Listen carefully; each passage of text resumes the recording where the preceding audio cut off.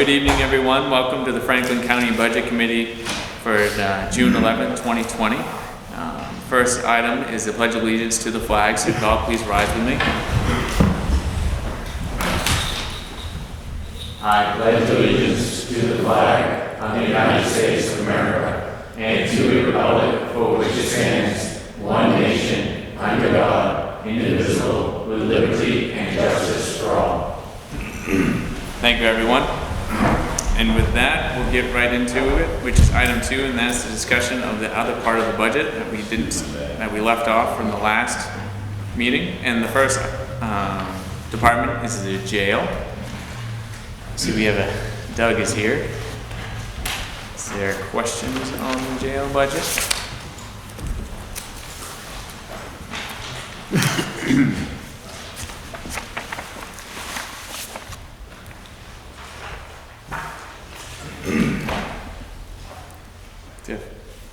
Under HVAC, the department requested $10,000. That's 4611. And the commissioners request $15,000. I'm sorry, I couldn't hear that. Sorry. So under HVAC, there's a $10,000 request. And just, what's the line item again? 4611. Okay. So it appears as though you Oh, requested the HVAC, okay. HVAC, yeah? Yep. Yes, I believe that those are the costs.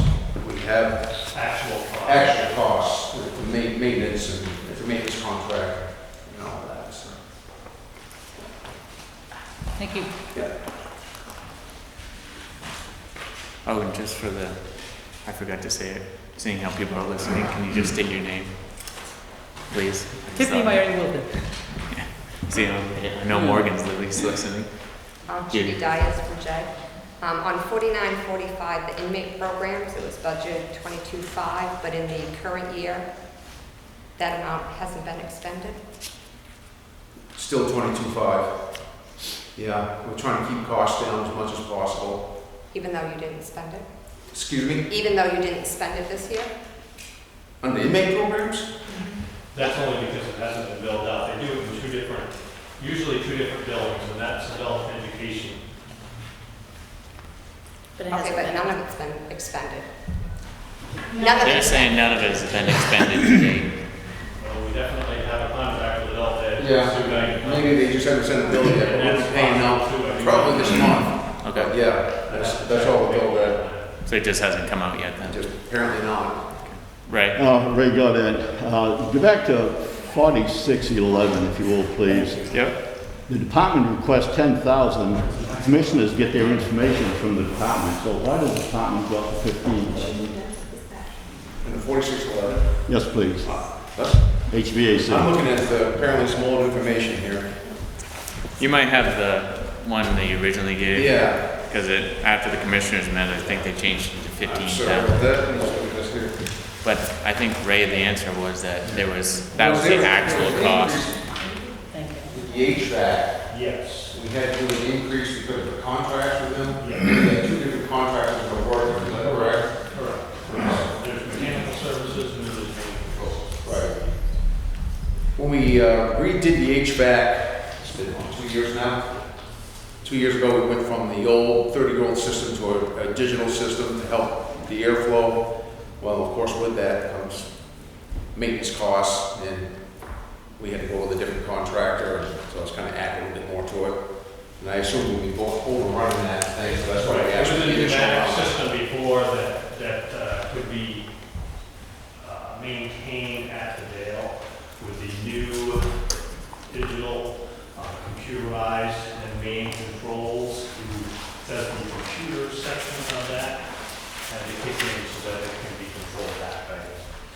Okay, but even so, the department did not increase their request. They left it at 10.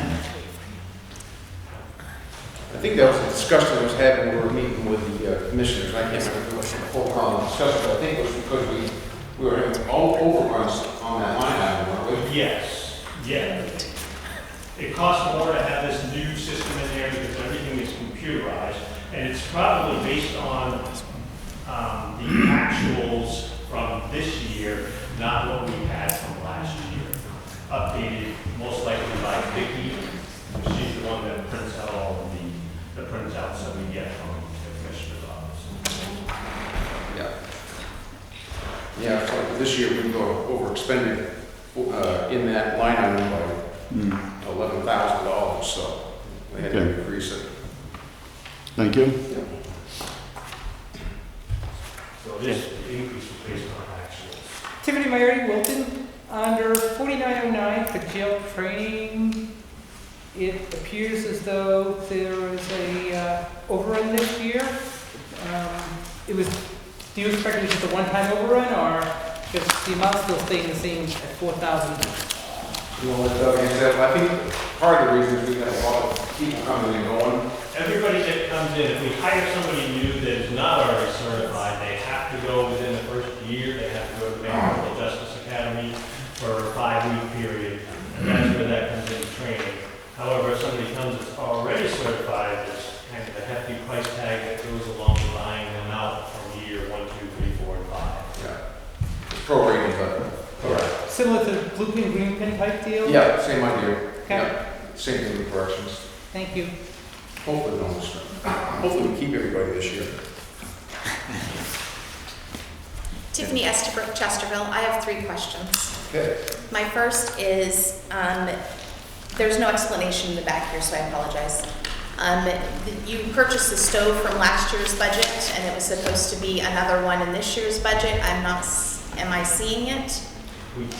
Well, it's included with that same price. Last year we purchased a stove, and I think we maintained the same amount in that line of stove issue, didn't I we? think we took that. I think you took it out. Took it out? Yeah. Okay. The other stove is functioning right now, so we're gonna hold off on to that. Yes, that's what we're doing right now. So at this point, that stove, even though it's as old as it is, it's still functioning properly. We don't have to have that right now. Okay. My second question is, the nurse to hand out the registered nurse to hand out the medications. How is that going? Have we found someone, and are we okay budget-wise? Because we were unsure last year with adding that line. I don't have the expenditures for this year, but I believe that we're still within budget on that. That's all within the contract. I think they did increase it a little bit, but Of course, everything's out to bid for yeah.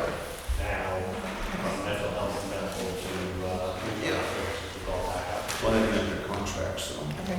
Yeah. So it's hard to put into the budget now, not knowing. Was it under medical services? Yes. there I is thought it that, was. so- Yeah. And my third question, Mr. Nichols, can you explain to me how and why it happens that a employee is paid higher than yourself? Employees paid higher than myself. Yeah. Overtime, so I think I can, yeah, probably more than Doug too, just overtime. We work an awful lot of overtime over there. And that's because we have. So you're not overtime as in increases, No, you're saying working overtime? overtime, yeah. Yeah, working overtime. We've had some people putting in 18-hour days at times just to fill in the gaps that we currently have. Okay. You don't want to know how much overtime is at a salary people. Yeah. It's not overtime. All of our salary people, including myself, put in a lot of extra time, but obviously doesn't count. Just to fill in, plug in the holes. Thank you. Any other questions on the jail? Travis? Just one question on the parking lot. That was the drainage for the phones not working. Is that correct? Why you want to do the drainage there? The parking lot's been needing work for quite a long time. There is no drainage there at all. And what had happened this year is water was so bad over the winter, it actually got into the lines that run our communications cables into both the comm center, the jail, and the sheriff's office. Froze them up, broke them, No way. and we had a crisis there for about 2 weeks. There was nothing coming or going, except for emergency information. So, yeah, we decided we needed to start putting money away to fix that parking lot. So all three, the comm center, the sheriff's office, and the jail, decided to kick in money towards that project. So will the money allocated in the budget that's represented, will that be enough to complete that project this year, or is that? I don't think it'll be enough for this year. No. We actually haven't sent it out for any bid or anything like that, but we just put in a little away for the future. Yeah, it just seemed like a real small amount for the, Yeah, for the area. probably it's gonna take us a couple of years or more before we have enough to actually do that project. But if you look at that driveway, it's hideous. Thanks. Any other questions on the jail?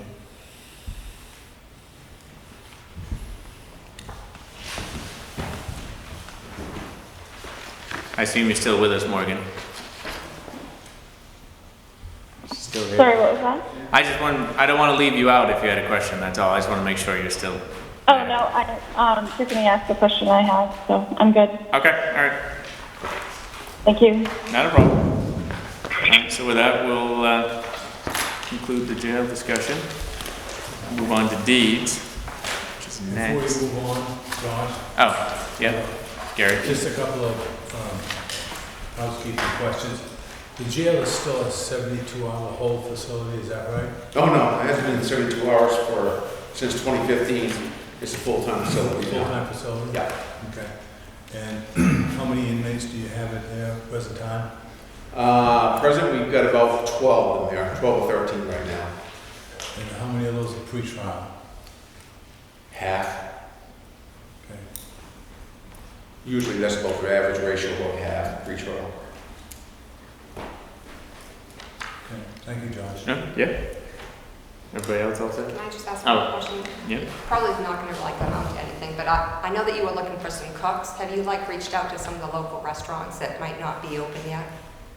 We've see looked if they at, we've looked everywhere. Okay, just, And we're still looking. If you know somebody who wants a job, we're gonna be advertising, if the budget goes through, we're gonna be advertising for a 32-hour-a-week full-time position. So we would love to find somebody else. We're in a crisis situation there, so, yeah.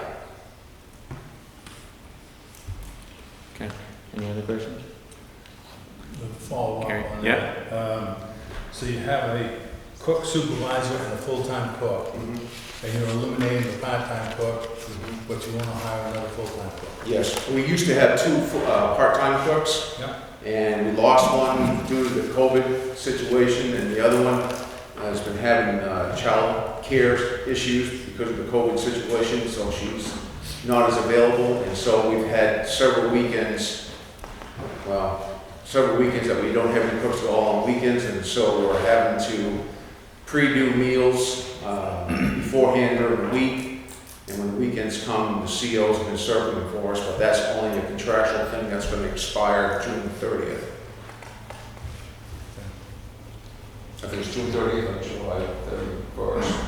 I think it's the end of June. I was thinking it was contingent upon hiring a new person, so I think it's going to be sometime in July when that agreement runs out with the union.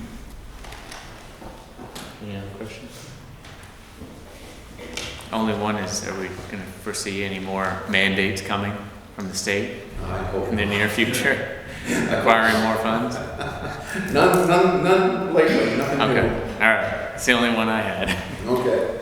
oh, I just have one more. All right. When do the contracts run up on the jail?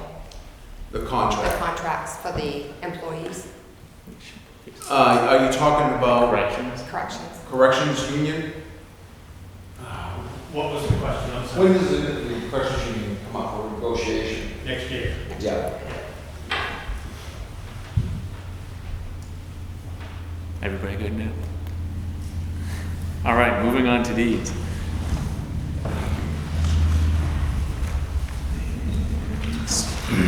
Tiffany? My first question, I think I know the answer to this, but I'd like it answered anyhow, is I look at the line items for registrar, deputy registrar, and secretary, and I see that in fiscal year 20, it was approved, raised, and allocated funding.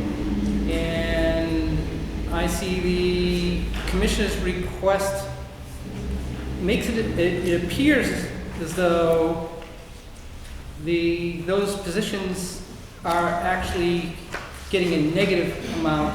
So for instance, the register is 43,168 was the total that was approved, allocated, and for fiscal year 20, and the department requested 43,586, and the commissioner's request is 42,741. So on paper, it appears as though the registrar, deputy registrar, and secretary are taking a pay decrease. That's because Susan Black, Register of Deeds, in all of these budgets, under personnel, those were figured in as a 3%. When, after the budget was approved and everything, the commissioners then voted to do the non-unions 2% and the elected officials 1%. So that's not an actual figure or say me that I made. So let me just get this straight. So we went through the budget process, and which goes from the budget committee to the commissioners. The commissioners didn't override it, so it's stuck that it was raised, allocated, and approved for a certain amount. But then it was not dispersed as the funding, correct? Statutes say that the commissioners do not have to spend what is in the budget. And they often not do. Thank you. Travis? Travis Bond, New Sharon. Can I just get a breakdown of the hours, registrar, deputy registrar, and secretary, how many hours a week those positions are? That's 32 and a half 30 for all three? for all of them. Okay, thanks.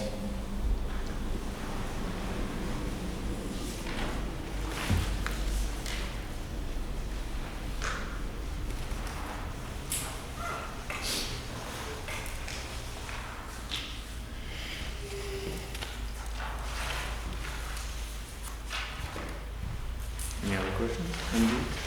I have a question on Judy Dyer's J, 4825, the microfilming archiving. I thought last year it was going to bump up to have an outside source do it, and then it was going to come down a little bit. No, okay, yeah, all right. I used to do my own microfilming. Now I send it via the internet to a company that creates the film, and then it gets sent to the Maine State Archives. So I don't know what expense report you have there. I don't know what it shows under that account left. I'm going to be overdrawn in that account. 5,500. That's what it shows left to spend. The actual amount right now is $254.46. So, yeah, I don't think it does have the updated expense report. So I'm going to be over in that budget. So that's why I asked for 2,000 more. Because it is, it's expensive to do that. But by law, I have to microfilm.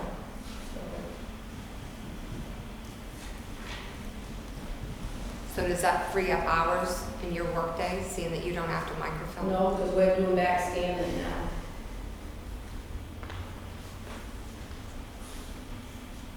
Is that a new requirement? Is that a new requirement? Well, The back scanning it too, or? well, I don't know if we're not just sitting idle in the office. Well, assumed as We've got other much. stuff to do. Right. Yeah. The back scanning is just a project, scanning in the old books.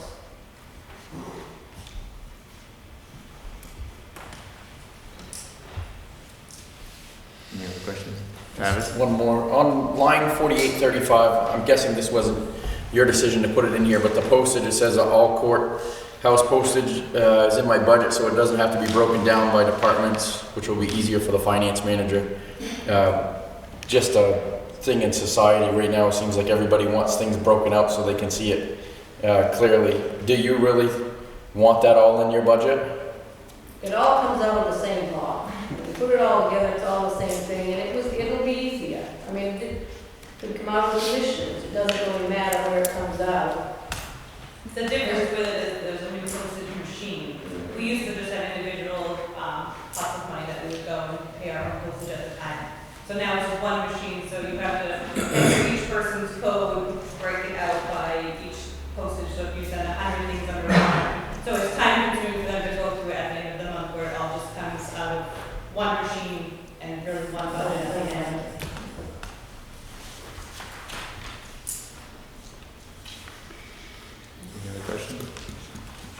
Gary?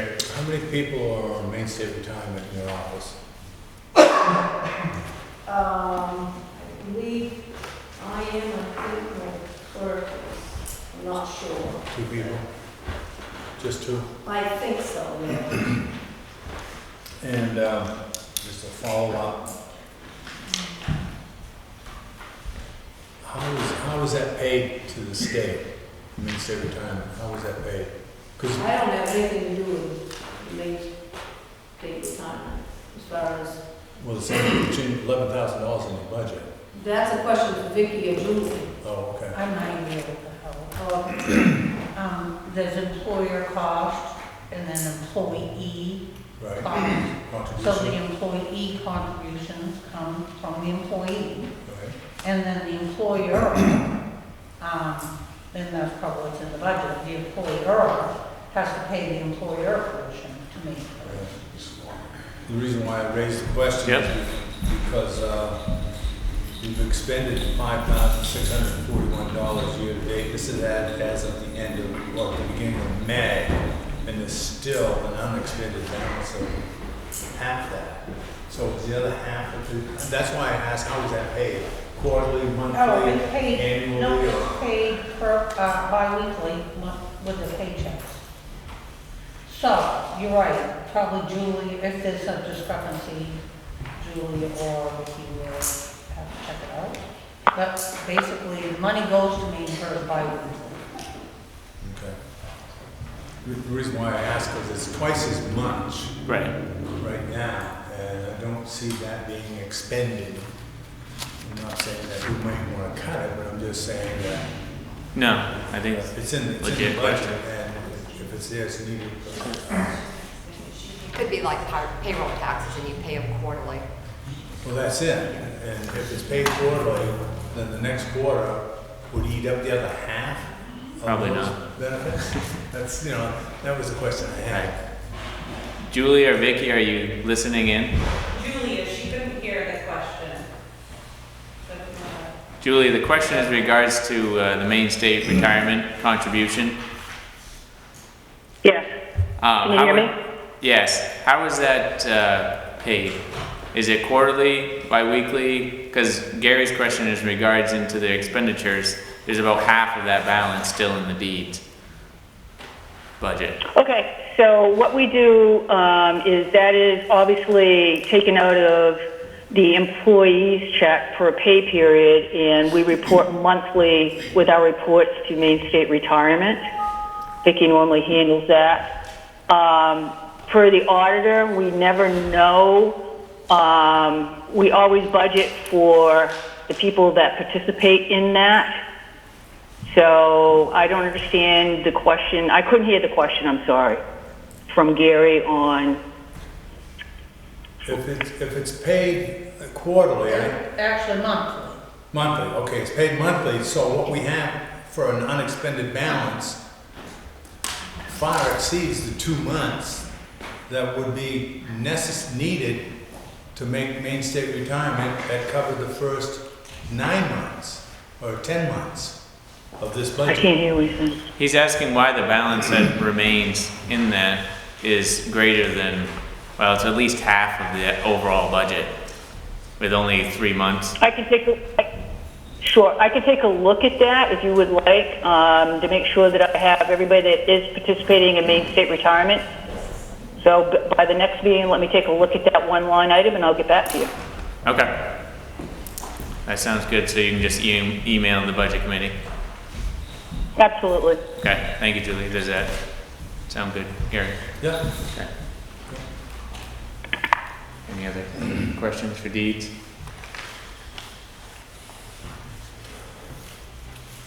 All right. With that, moving on to probate. Questions on the probate budget.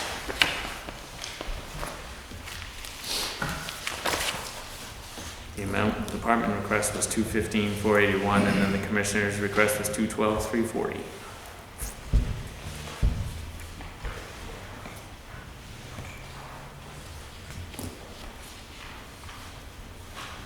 Tiffany? Tiffany Meyer Wilton. looking at the judge, starting to understand this payroll a little bit more, is, so it's 34,000 total available in fiscal year 20. What, do we know what it was in fiscal year 19? Because now I don't know what the raise is, if there was a raise, there wasn't a raise. We negotiated that price. They negotiated that price with the new judge, because that would have been, 20 would have been the first term, Would have been the first term? Thank you. 19 would have been the first term. 19 would have been the first term? Yes. My question was, is $34,000 in fiscal year 19 as well then? Right. Mm. When they negotiated, the present judge didn't receive any benefits, but the prior judge did. And so they negotiated a single salary with no benefits. Follow-up question to that? So, how often does this get negotiated?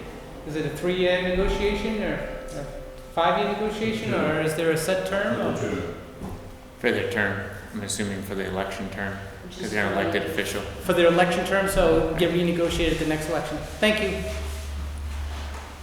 think follow up with that, Tiff, I think they would more coincide with the kind of the way the commissioners are treated as well, because they just get that one lump sum as an elected official. That's how I kind of view it. Thank you. It's my opinion. Travis. Go ahead. To go ahead, Tiffany's He raised got a his question. hand, Tiffany's got it. Just out of all of the talk with the robe last time, did the new judge like the robe? Awesome. Brought it up and You should have. Is that it? That's my only question. Good job. I have one on Judy?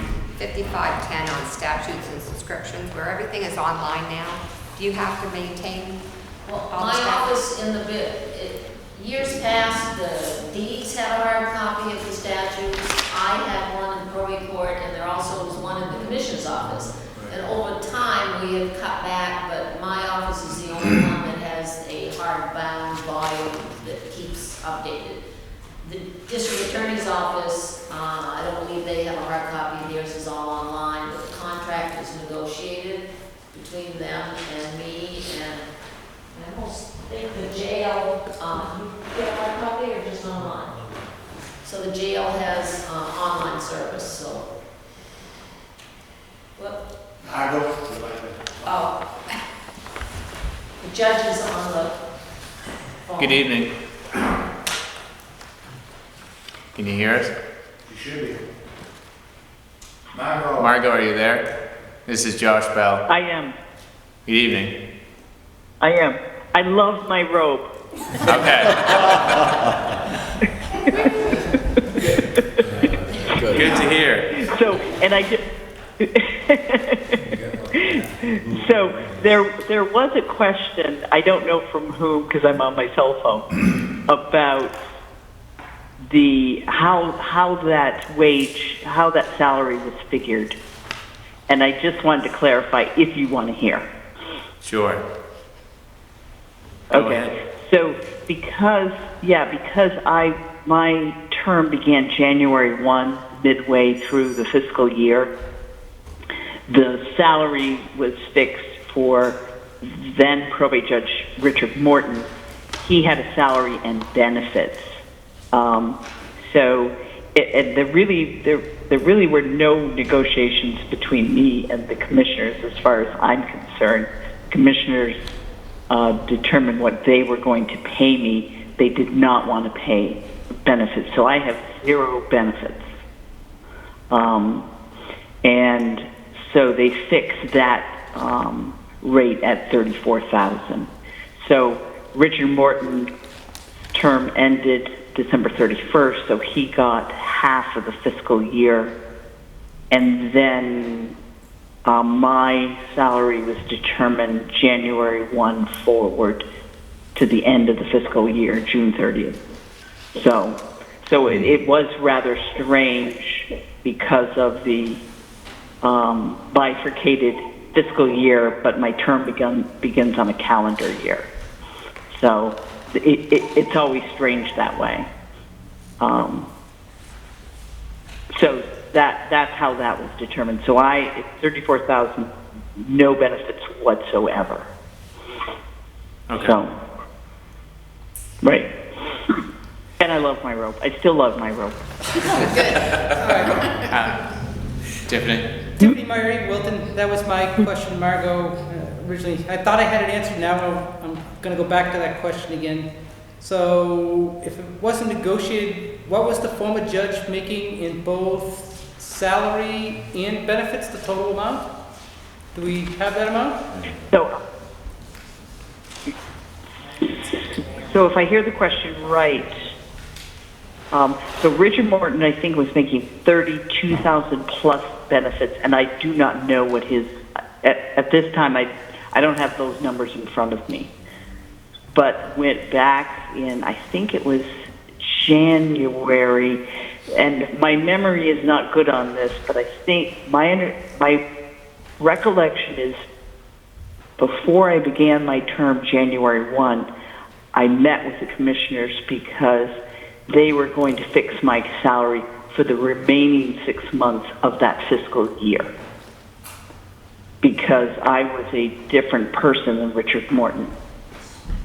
And so they fixed it at 34,000 Joyce? I'm sorry. with no benefits. Okay. Right. I would have to go down and get my prior budget with the figure. I believe Judge Morton's salary was 32, and he received 70% of the benefit package. $12,000. What that breakdown is, I'm not sure, because I don't have it with me. $12,000 annually. Was it? So, $12,000 annually, so you would have been making $44,000 compensation and benefits. Okay. Thank you.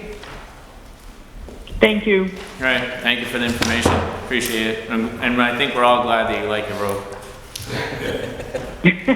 Great. A win, what we call a win-win. That's right. Tiffany Estabrook.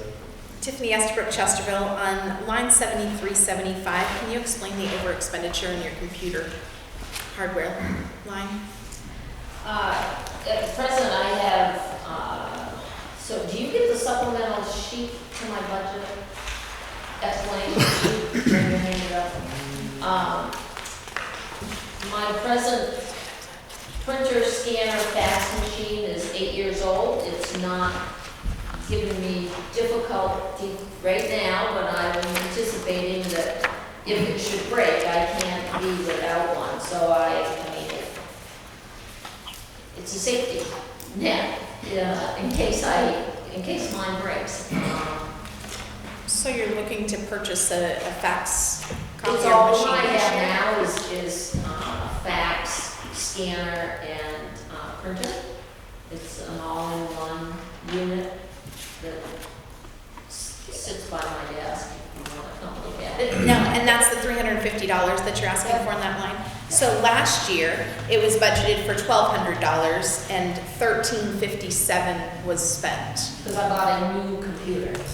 And so it was above and beyond the $1,200 that you were expecting? Yes.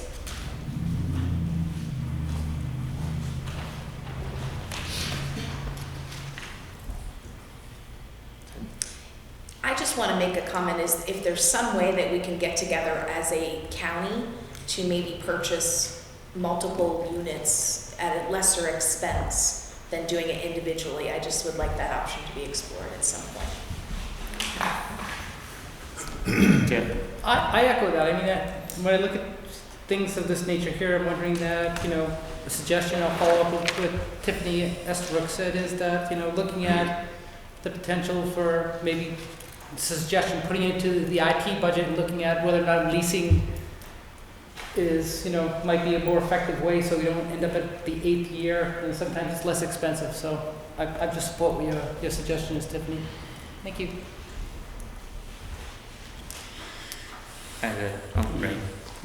Ray Gaudet, line item 4081, stenographer. Nothing was expended. as of May 1st, and now the request is for $600. Right. Right now I have a recorder system like is sitting over there on the table, and we download our hearings onto discs that are part of each one of my files. We have had an occasion where that is not sufficient, and so I need to have funds to cover a court recorder, a physical person sitting in the courtroom to record.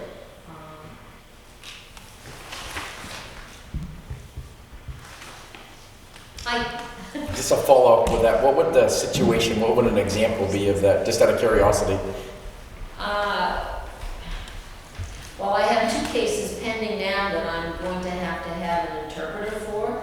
So I would think that, I haven't been faced with that situation, but now I have 2 cases that I'm going to have an interpreter come.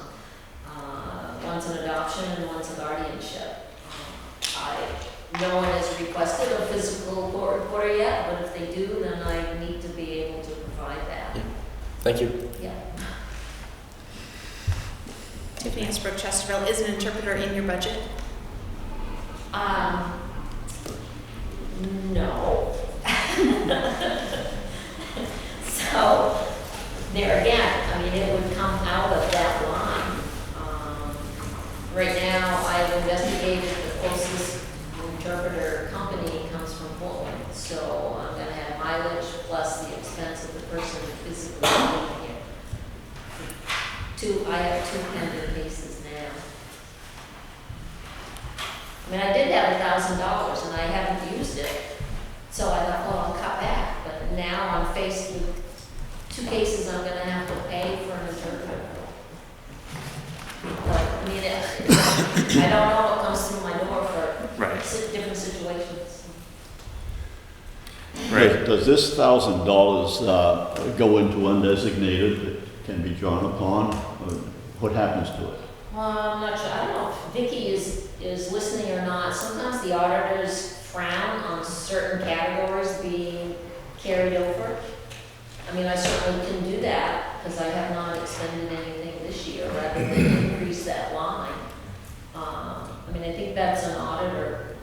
If I can do it, I just as soon do it rather than increase this year's budget. Good idea. Well, Thank you. if she doesn't spend it, it just goes on the unassigned fund balance anyways. So. Does it unassigned? Because it's not a reserve If I account. can carry it over, it prevents the bottom line in my probate budget going up by $1,000. So. I have a couple of questions. Sure. Can you explain why the part-time clerical is going up by $2,000 this year from last year? Well, I was without part-time help for a while. It takes a while. Well, you had it at $14,500 and then it's jumping $2,000 from. Right, and I don't know if that got adjusted because I had originally put in for all of our staff increase for non-unions for 3%, and that has been changed to 1%. So. I'm not a mathematician, but. Pardon me? I said I'm not a mathematician, but 14,500 to I'm trying to figure the 16,500. hours, and then when myself and my deputy is on vacation, then I'd like that person to work more than just the designated 3 days a week too. Right. So, I have my worksheet. I don't know what your current. Well, and the part-time position's hourly wage was changed mid-term from what she was getting. It went up to, I think, $16. So that could be playing a role into why the amount is. And I had it figured at $15.87. Oh, that's not a I lot. did double check with Heidi, but she makes 16 something now. You have So to, what are you making now? it's either 1587 or, that's the top of that range. So we're making the same 1587. Yeah.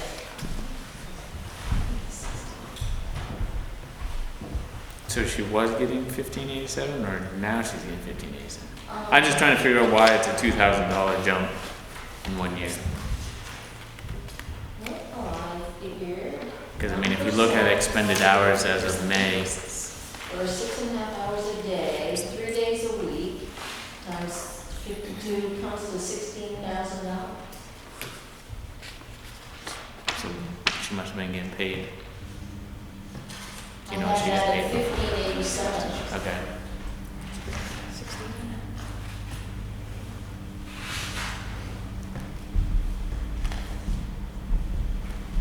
$16,000. Okay. No, I know, I'm just asking though in regards to, but did she, what was, then a 1% increase on top of that? I'm just, at some point That it is changed. That is a 1% increase. Do you know when the pay increase happened? Probably through the year? Should have been the same as one. Yeah. Are you asking when she went to the 1587? I don't have the exact date, but I know mine was in the fall, and I think hers was shortly after that. If that helps. Tiffany? It says on our explanation sheet that these are all based on a 3% increase. Right, but I have a sheet where I did 1, 2, and 3%, because I wasn't sure where we were, what was gonna be submitted. Right. We went for 3, and then the commissioner said no 1, so, my 1% with 1587 an hour, 3 days a week, comes to $16,000. At a 1%? Yeah. You gotta adjust the fact that it was 14,005 in last year, and then she got a pay increase back in the fall, so it's, they're now budgeting it based off the pay increase. With a 1% added. That's how I understand it. And my other question, Yeah. due to the whole COVID issues going on right now, mileage, meals, lodging, do you plan on going anywhere for training? Well, It's a lot of the I'm- times, that's what's up for. Not, in fact, I changed that. You reduced it, but, I did reduce it, but I don't know what's gonna happen in January. I mean, I'm pretty certain between July 1 and December 31, there will not be any registers meeting or judges meetings. And so I reduced those lines. I can't predict what's gonna happen right. beyond that, and I'm not gonna be here, so. Does there tend to be meetings though? Most of the time We've been they, doing Zoom meeting, the registers. no, I mean as in regards to yearly, on every year, normally there's, those coincide at certain times a year. Is there normal? The registers have them about every other month. Okay, The judges meet twice a year, maybe. okay. That's all, I was just curious. Yeah. And there's no convention this year, so, because that's in September. Okay, right, I knew there was one that was a big one. Any other questions? I don't mean to, Judy Dias from Jay, to beat a dead horse, but on the part-time, I mean, you budgeted 14.5, and through the beginning of May, you still had $4,000 left over. Like I said, I was without, part-time help. And everything got Go done. back on my records, but it Oh. was a couple of months by the time I advertised and went through interviews and in between, the part-time help that left, and I hired someone new. So that line was not being expended. Okay. Any other questions? All right, seeing none, thank you. Moving on to the sheriff's department.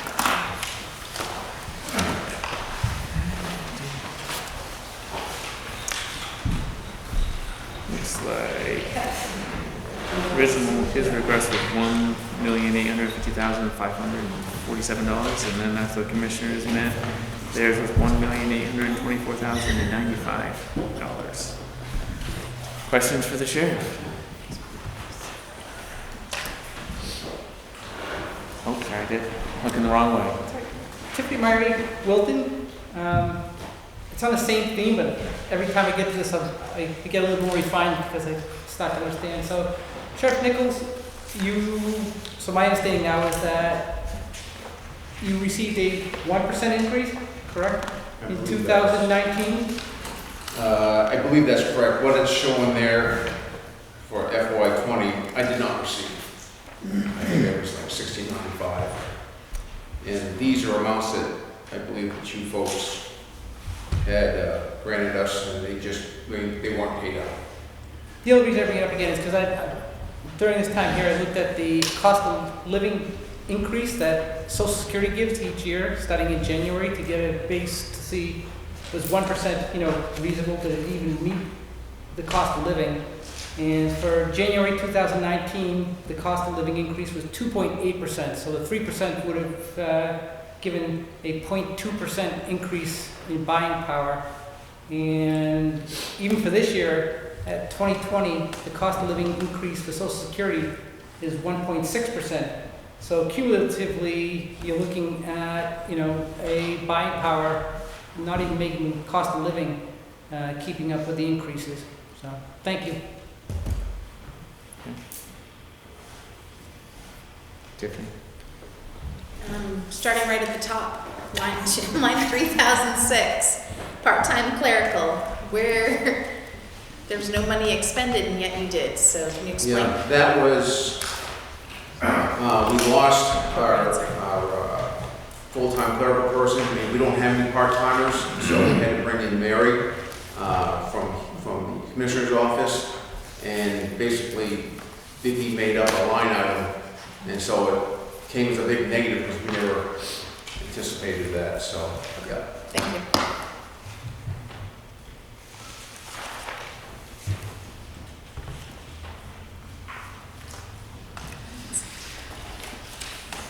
Judy? Judy Dias, Jay. On 3038, part-time deputies, I was just looking on the May report, it said there was like $4,400 left over, but what do you use the part-time deputies for, that $5,000? We haven't actually, we don't really use part-time deputies. We keep it in there just in case we need to. We do have some part-timers that work over at the jail, but we don't actually have what we refer to as green pen people, part-time deputies. And so it's just kind of a safety cushion more than anything else in case we need them, but it's just something we've left in there just in case of the unknown. Tiff? So, patrol buyouts, $20,000. Yes. So that comes from, as we just talked about earlier with corrections, all departments are having really hard times as far as recruiting new people, especially now. And to hire somebody and get them on the road is about a year process. And so if we have the opportunity, we put the word out and we get a full-time person from another agency somewhere, they've upped the prices, so now someone within their first year, like $40,000, $41,000 to buy them out. So if we hire somebody from another PD, we got to pay that municipality that $41,000. And so in anticipation of future vacancies, in case it occurs, we want to put away $20,000 in the future because we've been taking it out of our equipment and services account to buy out individuals from other departments, and it just really whacks it pretty quickly. Is that going to be a reserve account? I'm sorry? Is that going to be a reserve account, or is that going to be $20,000 you're going to ask for every year? That's $20,000 set aside just for that purpose.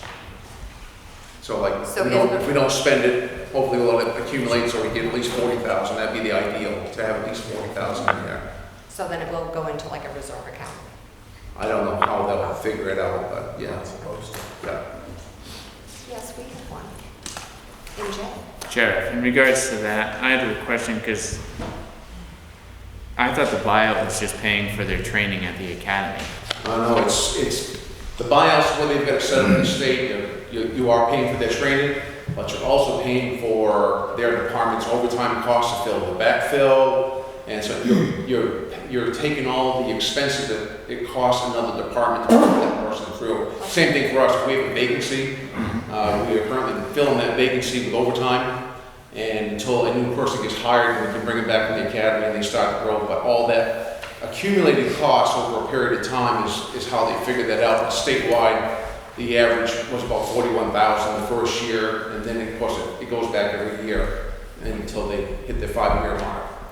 So you'll use that 20,000 and then you're planning on using the rest out of the equipment and services? Well, line item? wherever we can find it actually, I don't know. We didn't do that this year, I can't remember where. We actually bought somebody out of Rumford, PD, right? Rumford. I think his was $30,000. 28. It was in there somewhere, and I can't remember exactly where we found it. I worked with Julie on that one. We were able to come up with it. So I guess to follow up on that, I think for clarity's sake, for me anyways, if there was actually a line item where you had that, what your figure you think is going to be to cover the buyout, yeah. Which I'm glad to see it over here, at least at 20,000, but if it's 41 or 40-ish, yeah. I think there should be a line item in here somewhere that states, so at least as the budget committee, we can kind of see that, because we're not involved in the year round. We're trying to, the reason we did 20 was just to keep the cost down. We didn't want to have massive increases, especially in light of today's economy. Right. And so we're hoping that, keeping our fingers crossed, we don't lose anybody, and put 20 in this year, and hopefully next year we'll put another 20 in, and if we do lose somebody, we can make the changes. Okay. Julie, did you have something? Hey, Josh. Yeah. Sorry, it's Julie. Sorry to interrupt. No, the sheriff and I discussed this. I mean, this has been an ongoing issue, and we've, in years past, paid for those reimbursement costs at a different line item. So we just thought it's just best to recognize the expense, and anything that's not expended will go into a newly created reserve account starting this year. Okay, that'd be good. Yeah. Thanks, Julie. Any other questions? Tiffany? Tiffany Estabrook, Chesterville. Can you tell us about your turnover in vehicles for this year? What did you purchase, if any? Well, after last year's budget, we purchased 3 vehicles and traded in 2 or 3. How many did we trade in last year? 3? Just 2. Yeah, we traded in 2 K9 vehicles. We got 2. No, we just got 2 this year, so we're kind of behind the ball. Our goal has always been to get at least 3 a year and cycle 3 out, because if you don't, the maintenance costs are crazy. I see. Oh yeah, this year I think we're probably overexpended $6,000 in our maintenance costs alone this year alone, and older vehicles on these lovely roads we have in Franklin County, it just beats them right to crap. So what we've done to help mitigate that a little bit is we've extended our oil changes to up to 7,000 miles now, and hoping to keep those visitations down. But when the guys are out there pounding the road, especially the back roads out there, the struts, brakes, everything just takes a beating. So, and it costs a lot. And we're probably going to be looking at going back out again after the budget session is over, and looking for perhaps another garage that will maybe help us reduce some of those costs. So you traded in 2 K9 vehicles? We traded in 1 K9 vehicle and a regular cruiser, and then we bought 2 pickups, and they were both K9. Yeah. And the pickups were cheaper than the Explorers? Depends on which one you look at. Yeah. Okay. The pickups are cheaper than we were going to try to go with hybrid to try to save cost. The pickups are cheaper. So the pickup that Ken Charles has was a hybrid, or is a hybrid? No, we were looking at some hybrid cruisers, and then we went to the pickup because the hybrids are more expensive than the pickups. Okay. Yeah. Quite a bit more expensive. And the difference in cost between the current pickups and the regular cruisers is a difference of maybe a couple $1,000s, but the difference in trade-in value is huge. I mean, we get nothing for these things right now when we trade them in. I mean, when I say nothing, maybe $3,000. Whereas for the pickup, we can get as much as maybe $8,000 or $9,000 trade-in. So we're thinking we may be paying a little bit more for the pickup, but we're gonna get a lot more in trading value down the road when it comes time. And then hopefully, we're gonna see how they hold up to the roads, hopefully a little bit more than the current rates are. Just food for thought for what it may be worth would be, my concern would be turning radius. Yeah, You know, it's not as easy to maneuver a pickup as it is a smaller vehicle. yeah, they're aware of that, and we have one out, we have two out on patrol right now, Lieutenant Radcliffe and Sergeant Dean, and they both do traffic, and as long as the guys are cognizant of it, they're not gonna be doing the same hairpin turns they used to do. I've seen a 3-point turn a couple of times, Yeah. that's why I'm bringing that up. Right, no, we're quite aware of it, but the thing is, they just can't do it with that rate, so they gotta pre-plan, do some more stationary stuff if they're gonna, or if they gotta turn on somebody, they just gotta really plan it. I remember some cruises I had back in the 90s, there were cars, and those things took a country mile and turned around. The Crown Vics. Sheriff, I had a question in regards to the car repair. Did we do a contract? No. Or was that they gave you a set rate they would do per hour? I see, that's why I They see. came up with a set rate and an agreement, basically is what it was, as far as getting us in early when we requested a set rate on certain types of operations and tires and what else we have. I think like 50% on parts. Yeah.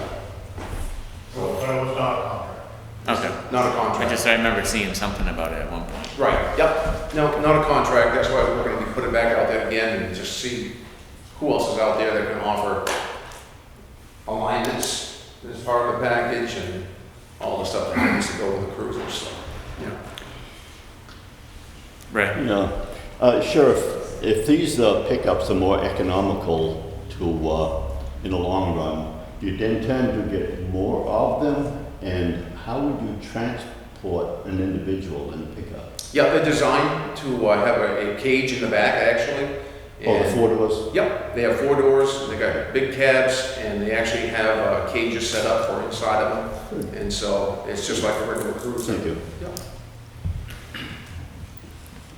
Sorry. Sheriff Nichols, under uniforms, without making assumptions, does uniforms include things like body armor and everything else, or is that a separate line item that I just don't see? Strictly, uniforms, I usually, it's strictly uniforms, everything uniform related, and body armor, we usually take it out of equipment and services. We need to exchange body armor. Thank you.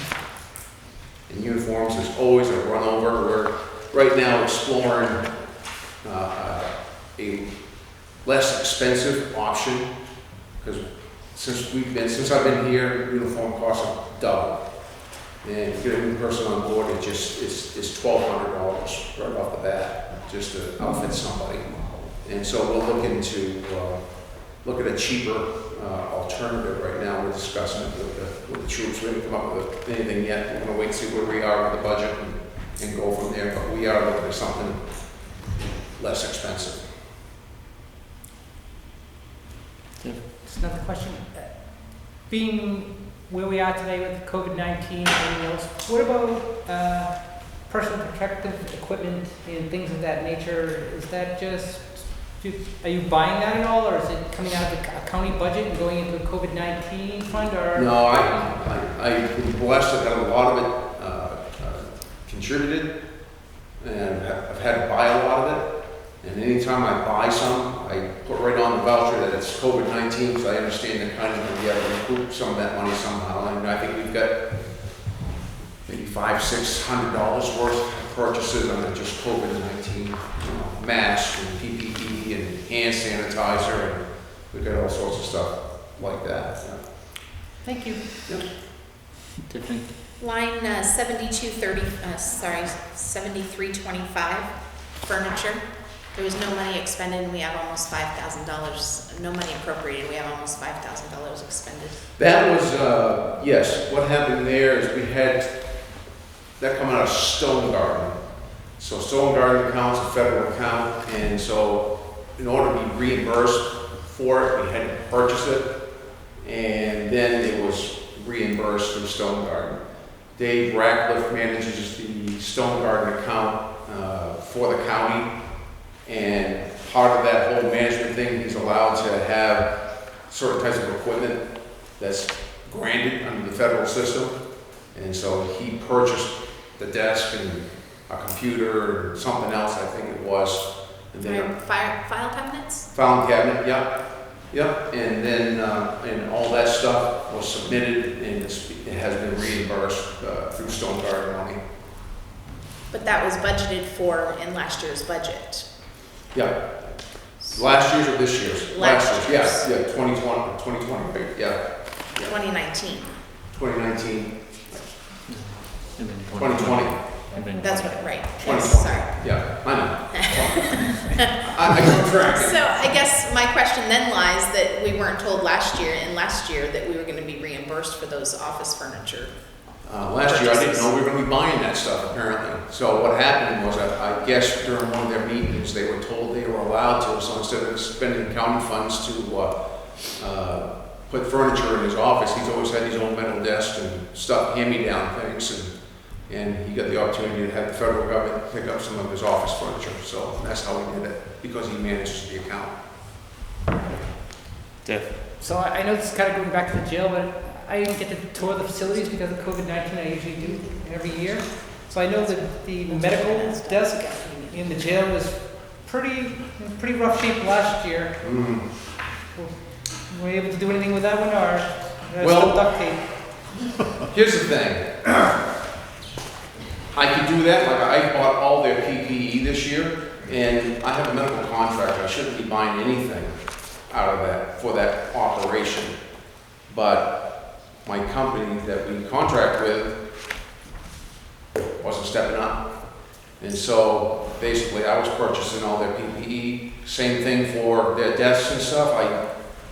I know it's there, I know it's a problem, but the jail comes first, sheriff's office comes first, they're a contractor, they should be stepping up for their own people, but it's not happening. Thank you, that explained it. Yeah. Any other questions for the sheriff?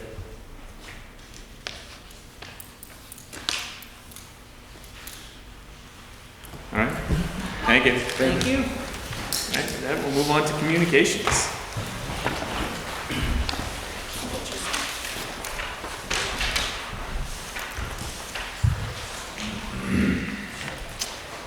Looks like the request was for $979,460, and the commissioners was $979,200. Mr. Chair, may I go out of order? Sure. I have a question of Mr. Blofeld, if he doesn't. Oh, do you mind answering a question? Did you receive all the file cabinets that you had requested for the jail from last year? We did. Thank you. And that line item was, Thank you. Thank you. All right, communications. Questions?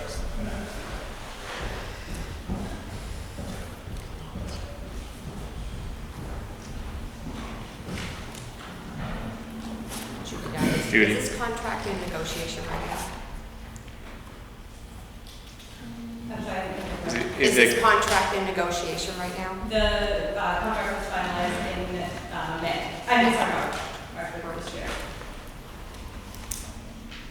But the date did, when they finalized it in March, it actually was effective July 1st of 2019.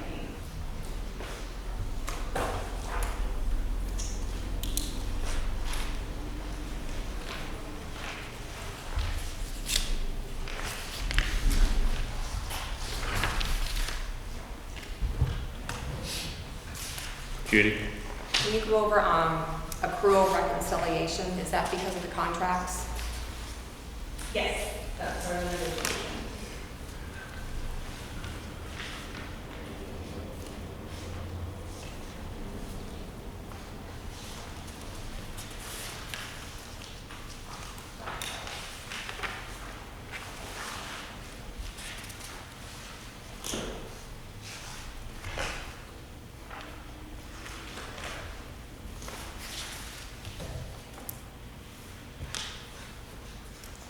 questions on communications? Travis Pond, New Sharon, just questions on the communications director. I know we talked during the EMA portion that the EMA was gonna take over the communications. So we'd just like some direction on the communications director, who that currently is, how that's being worked, and how that's gonna commingle again with the EMA.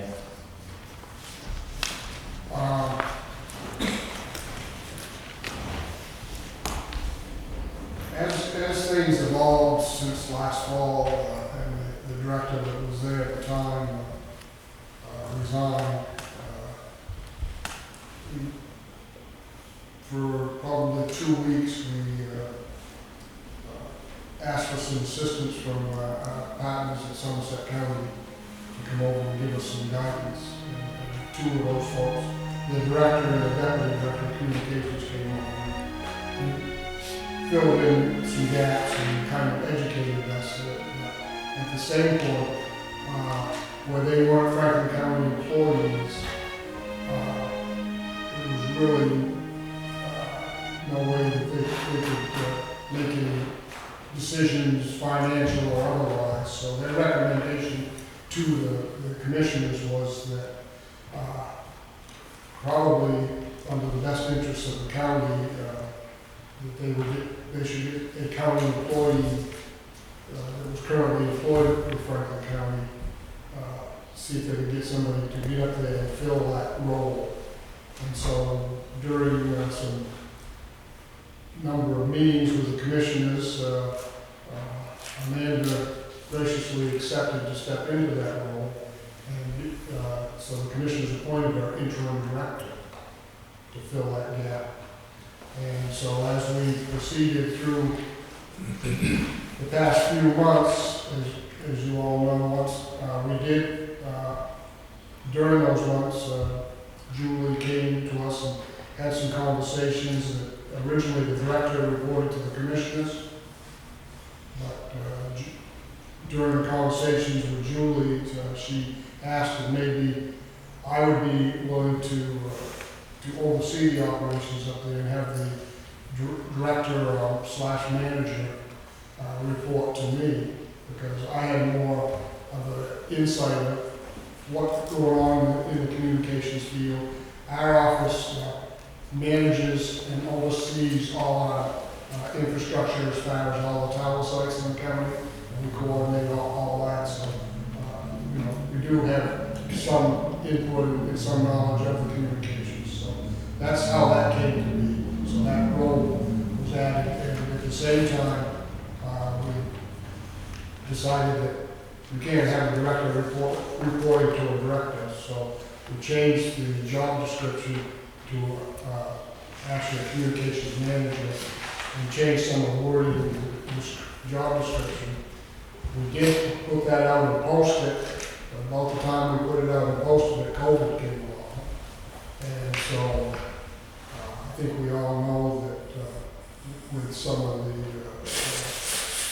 funding that came along with COVID, that probably maybe some personnel or qualified candidates that might have applied for the position right now are reluctant for those reasons.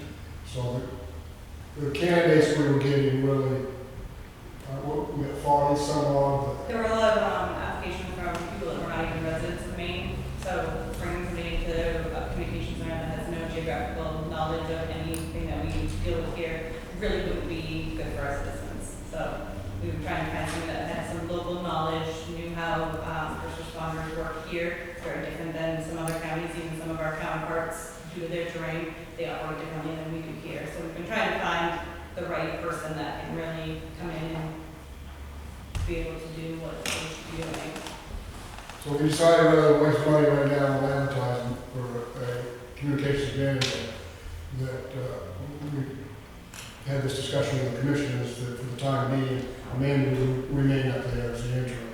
And we're hoping that, and who knows what's going to happen with this COVID stuff, but we're just hoping that by sometime this fall, we can, if things open up and change, that we can put that position back up for advertising. And we we would like to try to have that filled by the end of this calendar year. That's our plan right now. Just a follow-up question on that. Where this line item has been expended, so just for clarification, we're spending the communications director pay that was allocated on the interim director along with the emergency management funds, like both of those are commingled together to come up with a lump sum for the position for Amanda, is that correct? Or was, no, okay. So why is there only $4,500 left in the communications director budget right now? I think that's a question. And that was in May. I think that's a question for the commissioners. I don't know any of the particulars when the former communications director left, so. Okay. I think that's a question for them. As of May 1st, it shows there was $4,500 left out of a $56,600 budget.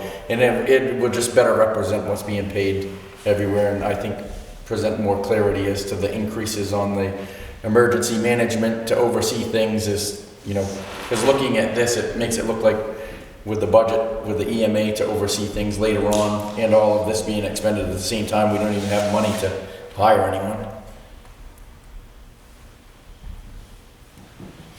Was that a question? Kind of. Ask the question. True. I need to have you ask me a question. Some of this I can't tell you about because the former director, there was a deal made. So why is there, on May 1st, it shows an unexpended balance of $4,520 if a director's been gone since October? Good question. Julie, you there? Payoff. Julie Is she there? or Vicky? Julie? Yeah, I'm here. Can you hear me? Yes. Travis had a question. Sure. I'm having a hard time hearing, so if you could please repeat, I'm sorry. I'm just curious on the communications director position 3051. If in fact we don't have a director and we have someone filling in as an interim director that's not drawing off from this salary, and the former director was only here till October, why did we spend so much money? You know, there's only $4,520 unexpended as of May 1st. No. What's happening is part of Amanda's salary is coming out of EMA, and the other part is, coming out of the communications director's line item. And I believe that's like a 2/3 split. I would defer to Vicky because I don't have anything to do with payroll, but no, that is definitely a reflection of Amanda being as the acting interim director or communications manager. So how many hours a week is that position? We answered that the last time for the EMA one. I'm getting 35 hours for the EMA position, and I'm getting paid 26 hours. It's 1/3 of what the past director was getting paid to fill both positions. Okay, so what are your hours up there? I work around the clock, so I'm in the office from 7 to usually 5, Monday through Friday, but I answer emails, I go in nights, weekends. It's not really a set, I don't know how to answer that. So there's not an actual, we talked in one of the other budgets where they wanted the time stamper to make people's hours easier to understand. There's sometimes I get phone calls at midnight to go up to the communications center because the infrastructure's not working. So it's working more like a salary position. Both as an are intern. salary, so there's no. Both EMA and communications are salary positions. Okay, so unlike the other salary where they said 32.5 hours for a position, your salary is whatever hours are needed to do your position. Correct. Okay. Well, no, it's 61. It's 61 hours you're getting paid for, correct? Correct. You're not getting paid more than 61. No, but I could work more than. Right, you can, So but- like I said, like, Right, but you're being paid for 61 hours. Correct. So like the EMA position was more of we are in the office so many, days per week. But with the communications, a lot of things go on nights, weekends, holidays where we need to be there.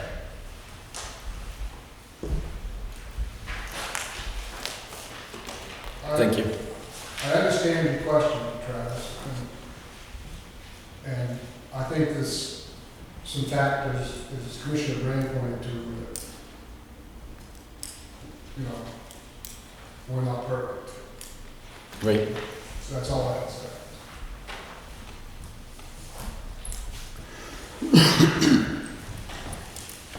Any other questions on communications?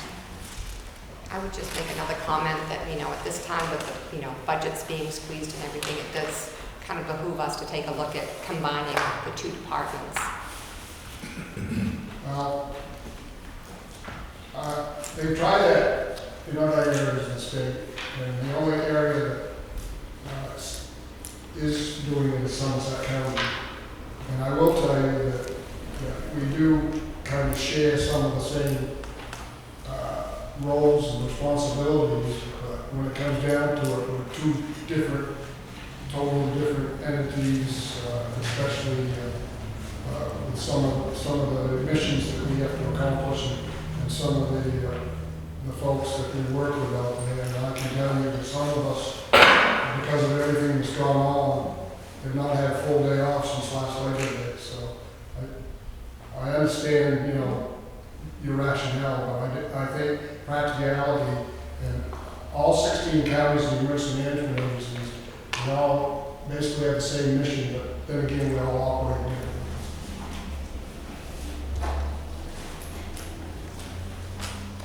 Any other questions? I only had a question in regards to the communications, the advisory board. I assume they've been talking about this a little bit, or at some point they've talked about replacing the director. Oh, yeah. We just got them all 2 weeks ago. Okay. So I guess I don't mind if it's gonna save us money right now not to replace that person, but with the current restrictions, I don't see why we couldn't hire somebody, I guess. Why we couldn't advertise to try to hire somebody now. Why, I guess I don't see the benefit of waiting. Well, we were trying to, and we were, as Amanda explained, we were getting qualified applicants, so. And that was when was the last time? I'm just curious. Julie can answer that. She was the one that posted the positions. Julie, do you remember last time we advertised for the communications director's position?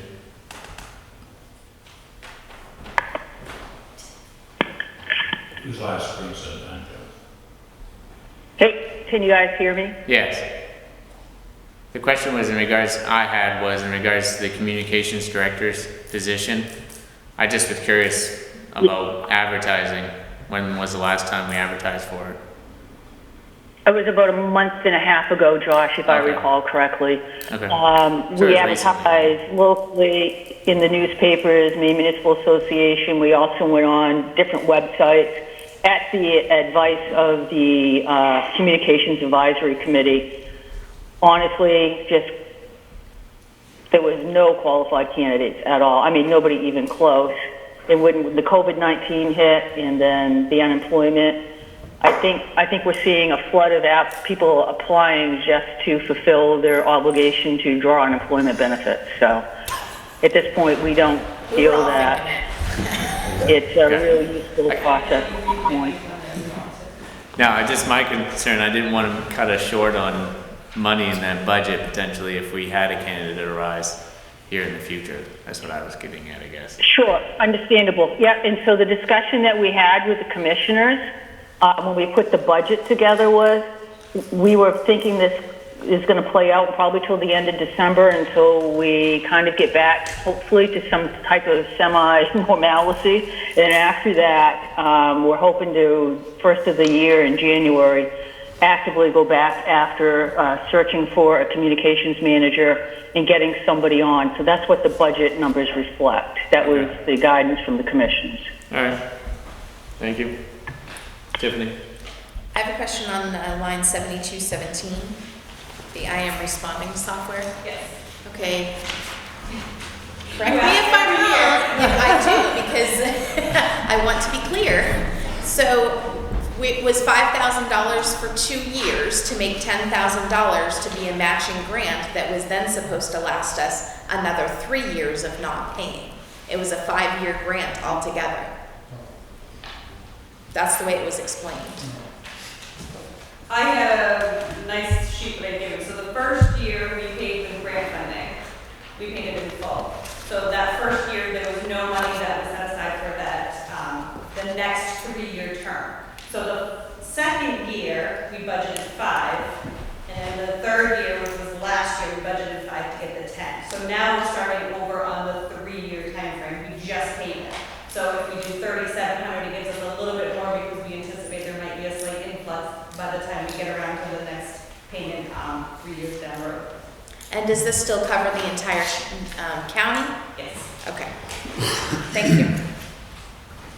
And as we said last year, 50% of this match will come out of the TIF funds.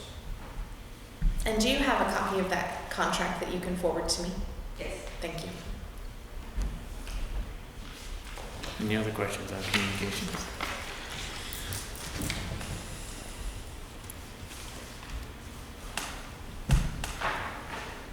All right, thank you. Thank you. All right, with that, we'll move to debt service. This one should be an easy one. Thanks yourself. Well,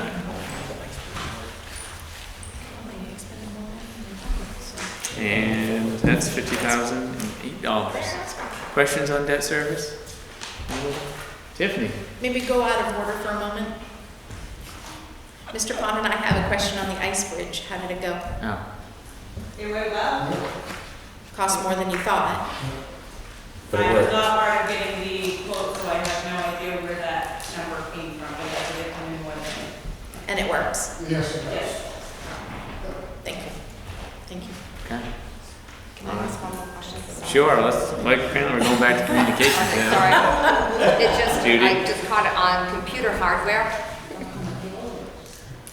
Judy had a question in regards to the computer hardware. You had budgeted last year 4,500 and there was like 3,800 left, and then again this year it's 4,500. Are there a certain number of computers that you have that you're trying to rotate so many every year, or? Yes, and I don't know if I'm not sure how the budget was put together last year as far, I know there was some anticipation of having different things in place.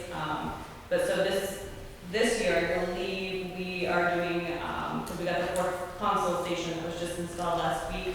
So we have some of the hardware that has been purchased for that, which was part of, I know, the budget for last year. Any other questions on communications? No, it's fine. All right, debt service. Any questions on debt service? Nope. I'll ask a question. How long All is right. it, what's the term of it? Term of the debt? Yep, does it go out? I'm assuming it's on the communications building. What's that? The term on the debt, Does it go out the 20 years? 50,000. Ask who she wrote to. That's a question. Julie, are you there? I am. This is a Vicky question. Is Vicky there? Yeah, I think that was 15 or 20 year period. Okay. And that's on the communications building, correct? Oh yeah, this is on the dispatch, absolutely correct. Sorry. Okay, Don't quote me on the terms, I'm not sure. all right. Any other questions on debt service? I do. Judy? Because of the interest rates being at an all-time low, is it worth looking at refinancing that potentially? I don't know. if the Okay, we certainly can look at that. I know when we went out and we actively put that out for bid when we did the project, I know the interest rate was very good, but we certainly can look at that, absolutely. We were just looking at something that was 3.5%, and then we found another one was like 1.5%, so. Yeah, and again, I wish Vicky's not available tonight, but I believe we were well under 3% on that, but don't hold me to it. I'm not the finance person. Thank you. Any other questions on debt? All right, cut anybody off? All right, moving on to the cooperative extension. Questions? Looks like the request is for 50,750. 750 more than last year. It's actually once. Oh, sorry, I'm looking at the wrong one. Looking at the old paper.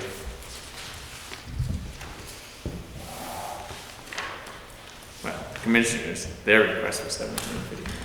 Commissioners, premium was 49.4. That was for the extension. Extension service. Extension service. Tiff. We just try to cap it at 50. The law states that we have to support the novel at what level. So we're just trying to cap it at 50. Tiff. So I will say that I think the extension, I've always valued the extension service. So I will say I've really valued them, and I've heard from a lot of constituents, especially if you've gone to their website and looked at all the resources that they have done, additional programming. It's been really well worth the investment. Must be the bell. All right. That bell doesn't sound very good. Anyway, sorry, Ted. So, no, that's okay. That's all I had to say is that I'm very impressed with what they do with the money that they get. Yeah, I could not hear the commissioner's comment on that. I just simply stated that we were trying to cap it at 50,000. The law states that we have to support them, but not at what level. So we thought that 50,000 was enough. Judy. That 49.4 came from the extension office, though. I listened to your budget meeting, and they actually made some cuts and came up with that number, not that you were. Could be. That's good. Cuts are always good. Tiffany? There's been talk in years past about maybe moving into UMF if they had room, et cetera. Has that been explored ever? In order to save on rent? Yeah, we've done a number of explorations. UMF is currently doesn't have enough room for their own people, is what we're told by the president over there. Tiffany Wing, who is our administrative person, has done competitive quotes from real estate people in terms of what are the places going for around. And then I checked in the district attorney, and apparently housing is not forthcoming that way. There was talk of us joining in with them, but I was told that is not happening at this point. So.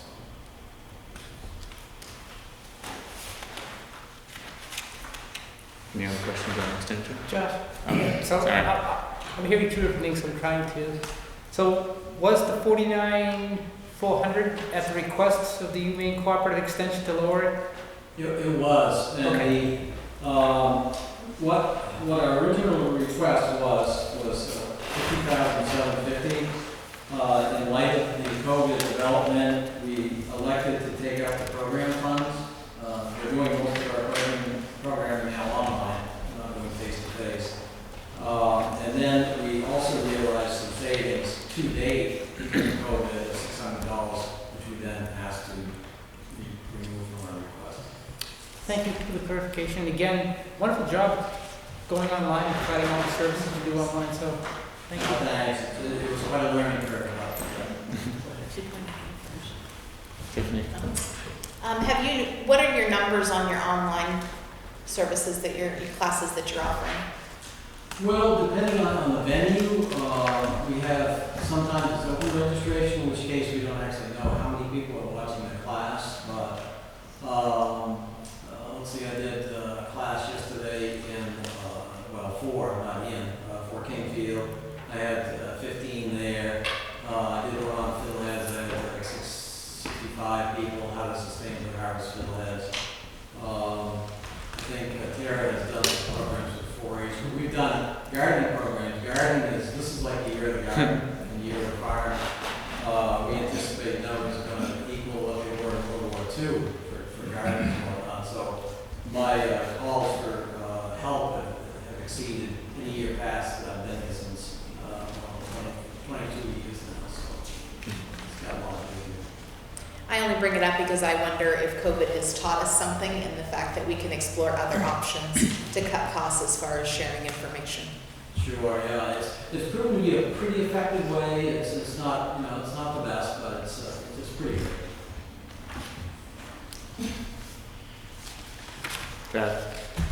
Travis Pond, New Sharon. I just want to point out that I asked some county employees for some information, and I asked David Fuller for some information. David was able to provide me that information within hours. The county took days, so thank you very much.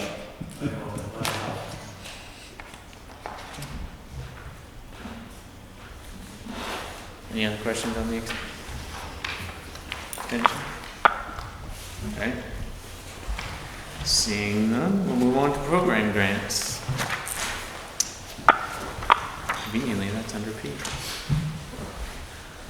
And it looks like there is 2 in here, in the budget. Soil and water for, I gotta look at the right paper here, sorry. Soil and water for 20,000 after the commissioners met, their request was 25, and then the Franklin County Firemen's is the same as it has been for many, many years, of 3,700. Questions, comments? Tiff? Tiffany Myrie, Wilton. So before the pandemic upended life as we knew it, several select boards, including the town of Wilton, sought to ask the commissioners why grant funds, which were raised and allocated through the budget process last year, were withheld from these agencies in fiscal year 20. The town of Wilton sent a letter to the commissioners but never received a response. So in order for us to discuss program grants funding for fiscal year 21, on behalf of the select board of the town of Wilton, I still seek to answer this question. I'm wondering if one of the commissioners, Terry or somebody else, would like to answer that question. Did you hear the question? Excuse me, you're talking about the letter that you wrote? Talking about the town of Wilton wrote a letter about program funding, which was raised and allocated through the budget process and was withheld from the agencies, was never paid out. So we never got a response. I understand that COVID-19 came in and I believe Farmington was going to come to a meeting and we were going to come to a meeting. But to understand that, I could say from the town of Wilton at the select board meeting this Tuesday, I asked if we got a response in any way. And I was told that there was no response to the letter, so I said I would bring it up here to try and understand it. So as we're going through this budget process, we can understand better about where that money went to. If it wasn't, we know it was raised and allocated for these agencies, and these agencies weren't paid. So what happened to the money, and why didn't it get paid out to the agencies? We didn't pay that money because we told them 3 years ago that we were going to defund them in 3 years, and that was last year of the defunding. So whatever was approved, we decided as commissioners not to pay it. So I personally, not as a commissioner, but as a taxpayer, am offended by companies like Western Main Transportation that charge $8 a mile or more to bring somebody to the like a town of Farmington to wash dishes and then come over and pick him up. One person on that bus, and I've seen it repeatedly. One person. And people come to me and said, "What are you doing funding Western Main Transportation?" And I said, "I'm not for that. If you find something more effective, like Uber drivers or whatever, I know there are people out here that need transportation. I'm not going to support that, anything like that. And I'm not going to support the other entity that you're talking about because they've insulated about every house in Franklin County 3 times. So it's ridiculous what they do." John? So what is the purpose of having a Franklin County Budget Committee meeting, and for us to raise and allocate funds and have a process where we have a budget committee, and then there's a process to overturn, by unanimous vote? If you look at the statute, that's how it's written, Deb. It's not something I invented. It's the statutes. If you don't like the laws, work on changing the laws. Okay? So I have a second question, if I may. Can I participate? Sure, absolutely. In regards to the expenditure, is there any other liability the county might have that they're working on paying? Are there unforeseen costs of the county of why they're trying to pay things down? In other words, unfunded debt? We had, when I first became a commissioner, 540,000. The auditor came in the very first meeting and said, you have an unfunded liability of 540, you have to pay this. You can't have this hanging out there. So we decided to take, cutting these programs. We took, I don't know, 150,000 on undesignated funds to pay that 540,000. So we're still working on that. I don't know what the number is, left. A couple $100,000, I think. So there's reasons why we cut things. And you people don't see that because you don't hear that. Nobody sends you the emails and says, hey, look, we got 500. There are public meetings that have been since I've been here, but nobody shows up. You know, very few come to the meetings. So. I will say that I'd love to show up more often if the commissioners would have a meeting, decide to have meetings when people can actually attend them. Having them during the daytime is not the most convenient time to have a meeting, so I would entertain or suggest that, maybe having a meeting outside of 10 a.m. on a weekday. I think you might get more people to actually come and participate. I think it's been run this way for 170 years, and I, for one, wouldn't change it for one person's ideas. If a bunch of people came together, I suppose we'd entertain that idea. Nobody's done that. Nobody's requested that we change, as far as I know, that we change our meeting times. We've done it for the commissioners. We're doing it presently for Mr. Backer. We used to start at 9. We're starting at 10 now. Because he has a health issue, it takes him a little longer to get ready. So we've changed them, and I think there's going to be another change compared to next year, so depending on who gets on. So, getting back to the outside agencies funding, so did any outside agencies submit funding requests for fiscal year 21, regardless of whether or not the commission decided to consider or address these requests? I didn't hear that question. So, I can't hear you over that. Sorry. Podium. So, did any outside agencies request funding, whether or not it made it in here or not, for fiscal year 21? Not my knowledge. Okay. But I don't get those, Tiffany, so Julie will. It better be a Julie question. Julie? Julie, are you there? Yes, I am. Can you repeat? I'm sorry, I'm having a hard time hearing. Sure, that seems to be common here. Maybe I'll speak up a little bit louder. Tiffany Maiori from Wilton. My question is whether or not there were outside agencies that requested funding for fiscal year 21, regardless of whether or not they made it here. I'm just wondering, did any outside agencies request funding? Okay, I think I get the question. Thank you. So, no, there were people that were not, agencies that were not funded in the previous year. The commissioners had previously indicated and voted not to send out budget request letters to those entities, and I did not. And nobody that, no agency that was not funded in the past fiscal year sent in any type of request to be included in this budget.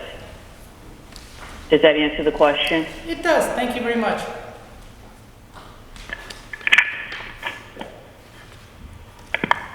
Any other questions? I read no license. That's okay, Travis. I'm gonna just asking Tim, I guess, for input maybe from you and your son next time on the Franklin County Firemen's with the current epidemic that we're faced with right now. I'm not sure if you folks would consider wanting to have more funding where you provide, trainings to all of the fire departments within the county. So that way maybe you can do DOF procedures with PPE and things of that nature and have some of that stuff available. Again, I don't know for certain, but it might be something that you would want to consider increase in that budget to help with that in the future. What we are currently using some of that budget for, or all of that budget, it was funded and approved last year, 3,700. COVID kind of, Maine Fire Service Institute was providing a state certified fire instructor class for numerous firefighters throughout the county so that they could become certified fire instructors and teaching their own departments plus out around the area. And the poor folks went through over 2 months of it, and they had 2 weeks left to the last test when they got shut down. So I'm not sure, you know as well as I do, if I was in that class, I would have lost everything by now. So we're going to have to relook at how we do, get that back up and going. At the same time, April 1st, we were going to start a firefighter 1 and 2 class for everybody in the county, and I think, don't get me, but I think in some ways in my mind there was 24 already registered for that. And that's what, again, these funds help offset some of those costs. There's still a cost to the department, but with the allocation of these funds that is provided every year, it minimizes the cost to the towns because we're able to offset it by using these funds. So those are 2 major classes that we're in the pipeline, and we're going to have to look at when the dust settles.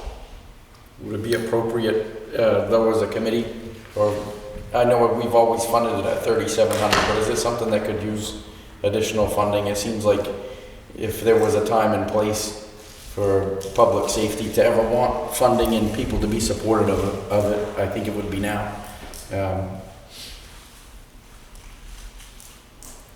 Tim, is there a reserve account? Do you guys have a reserve account for that training? Yes, we do. There's a balance in that, isn't there? Yes, sir. Okay. Because you don't always expend all the dollars every year over the years. Well, this year you did. We more generally do, but the other revenues that come in Go into that. go into that account. But Travis, I appreciate and I understand where you're coming from, but I'm going to say just with everything going on, I think, and with us having to slow down programs for this year, I think that if we can open things back up, I think probably with the additional money that we do have set aside and this $3,700, I think we're going to be okay. But if we need to do extra programs, if people like your department or any other department wants to do extra programs, I think we can assist with that. Okay. Do you know what the amount is in your reserve? Not right off the top of my head.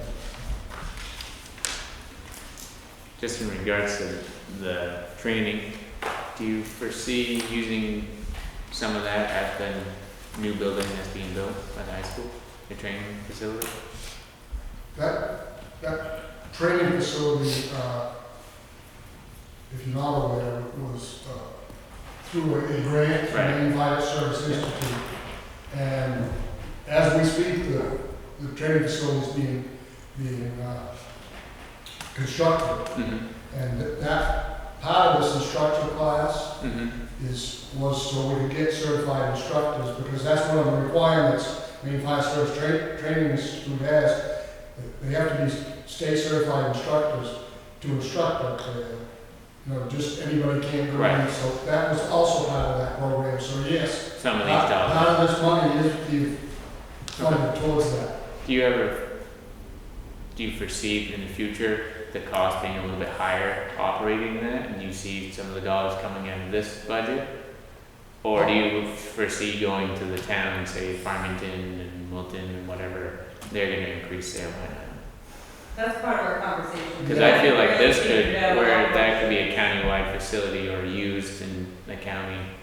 you know, each department, that could be coming out of this, or this line item could be increased to cover some of those costs. Well, Amanda's right. We have a group that because it's part with the school as well, so some of the operational costs of that facility are gonna be taken on by the school district. So we have a group that because we don't know what the cost is gonna be to operate it or what it looks like as far as. Right. So I think the first year is gonna kind of be, we go with the punches, see what it does cost. We've talked about different fees for different agencies, even a flat fee per year just to use it, just to kind of see if that can help offset some of the costs. So that's still a gray area because we just don't know what it's gonna look like.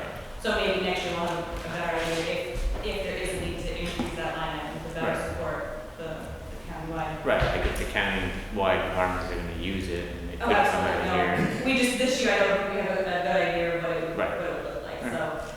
We're hoping also, and you've all heard the story, recruitment and retention. Right. We've all been through it time and time again. We're hoping maybe once we get this facility up and running and everything flowing, maybe it'll entice some people to it on the recruitment side. We can only keep our fingers crossed. Right. Any other questions? Tiff? Just one Okay. short statement, and I'll leave it there for now, is Okay. that, you know, I still believe that looking at program grants from a county perspective instead of individual municipalities where people have to go to get nonprofits that are serving our county, it's much more efficient to come to the county rather than, you're not cutting, we're just shifting, much like a lot of times the state shifts down to the county. The county is now shifting down to the municipalities where it took many years for us to get it all into the county at this point here. And those that contribute the most to the county budget seem to be the ones that utilize it the least, so they're most willing to, but I'll leave that statement there. I guess I'll beat the horse. That, you know, these are the same organizations that I pay at the federal level and I pay at the state level. And now you want me to pay again. And that's all I'm gonna say. Okay. Any other questions or comments on the program? Oh, Travis? I was gonna motion to adjourn. We gotta do insurance. I was ready to leave. Well, can we get the insurance? You didn't make the motion, so we're going. You said you were going to. There's no but you second didn't, anyway. so. All right, on program grants, is there any other questions? On program grants? Comments? All right, seeing none, move along for now. Moving to insurance. Questions or comments on the insurance? Tiff? So, insurance went up. My understanding is that the insurance, we went out of the County Commissioners Association to save costs. And the increase looks like it's non-trivial at this point here. Do we have any indication on how insurance is going to continue to increase this level, or we just don't know? That's a question I'm not putting out there. Wouldn't that be Julie? I had 3 car accidents.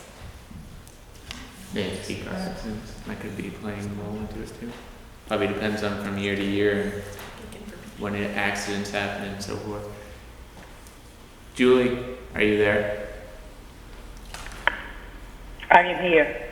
Can you remind me what the total was before we went to this process? Yes, we were, and this is off the cuff without me pulling up my documents.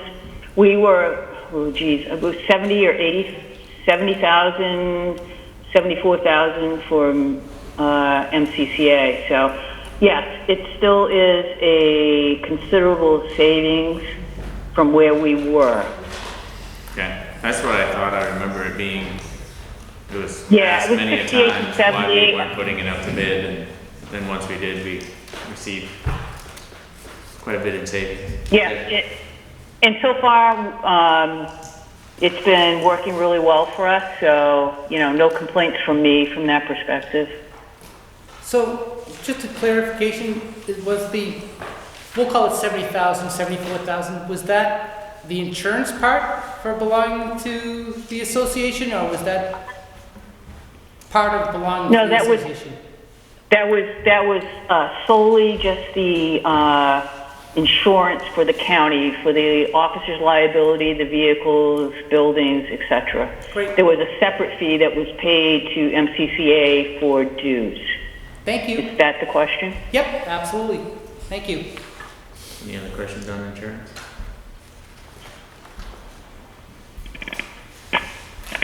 Anybody short? All right. Moving on. There's other business on here. Tiffany, I have a question for Julie. okay. Is she on? Julie, are you there? I'm on. This is an other business. I'm here. Julie, can you explain to me, account 1085 civil process expenses and what that entails? Oh, that's a good one. I'm going to defer either to the sheriff and or Vicky. That is a civil service that the sheriff's department performs for, delivering subpoenas, etc. So that is totally out of my wheelhouse on that one. So Vicky, I don't think Vicky's on No, there. Vicky, okay, she's not here this evening. okay, I'll privately. I see. Yeah, if you can ask the question or send us an email, we'll certainly get back to you. Thank you. Two? Just a request, before our next meeting, can we get an updated expense summary report? Yep. Julie, did you hear that?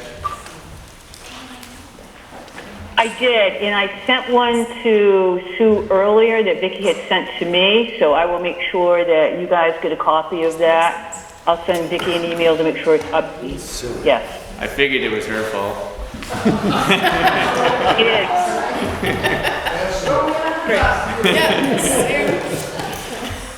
If you're not here, you're not in the game, so. That's right. Don't see any other business. Any motion to adjourn? I'll make a motion to adjourn. Second. And a motion and a second. I'll give it to Tiffany S. She beat you to it. That's okay. Oh, no, it's debated. All those in favor? Okay. Adjourning. Is that everybody's in favor? Sorry. All right, unanimous. 7-0 on that vote.